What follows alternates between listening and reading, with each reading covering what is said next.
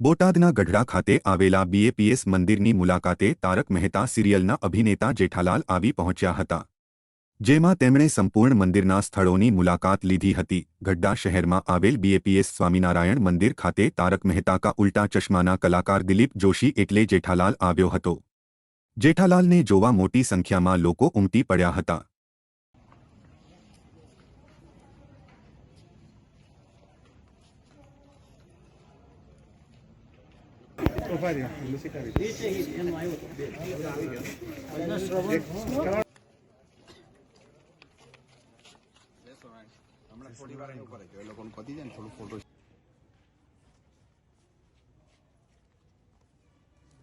બહુ જ જેને કહેવાય ને કે અદ્ભુત આનંદ, અદ્ભુત શાંતિનો અનુભવ થયો।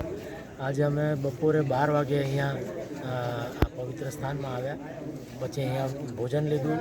ભોજન પછી અમે થોડોક આરામ કર્યો અને આરામ કરીને પછી 4 વાગ્યાથી અમે સતત અત્યાર સુધી આખું સંકુલ પૂજ્ય આધ્યાત્મિક સ્વરૂપ સ્વામી અમને આખું સંકુલ બતાડ્યો, પ્રદર્શનથી માંડી ને બધું મંદિરમાં દર્શનથી માંડીને જીવા ખાચરના દરબારથી માંડીને અહીંયા અત્યારે આપણે માણકી ઘોડી અને ભગવાન સ્વામિનારાયણના ચરણોમાં ઊભા છીએ અને ખરેખર એટલો અદ્ભુત આનંદ।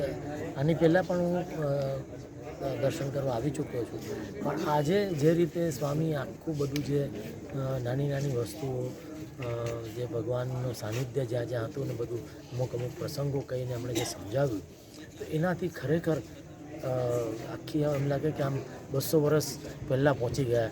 આપણે જીવા ખાચરના દરબારમાં હતા તો એ સમયનો આખો જે ઘર, એ સમયની આખી રહેણી કરણી, ત્યાં ભગવાને શું શું લીલા કરી, એ બધું એટલું બધું સુંદર રીતે સ્વામીએ સમજાવ્યું અને ખૂબ આનંદ આવી ગયો અને ખરેખર એક ગર્વનો અનુભવ થઈ રહ્યો છે કે બીએપીએસ હું સત્સંગી છું અને પરમ પૂજ્ય પ્રમુખ સ્વામી મહારાજે માત્ર સત્સંગીઓ માટે નહીં, ગુણભાવીઓ માટે નહીં, પણ બધી જ જનતાઓ માટે આજે ભગવાન સ્વામિનારાયણનો સંકલ્પ હતો કે અહીંયા ગઢડા જેવા ગામમાં ટેકરા ઉપર આવું એક સુંદર મંદિર બનવું જોઈએ।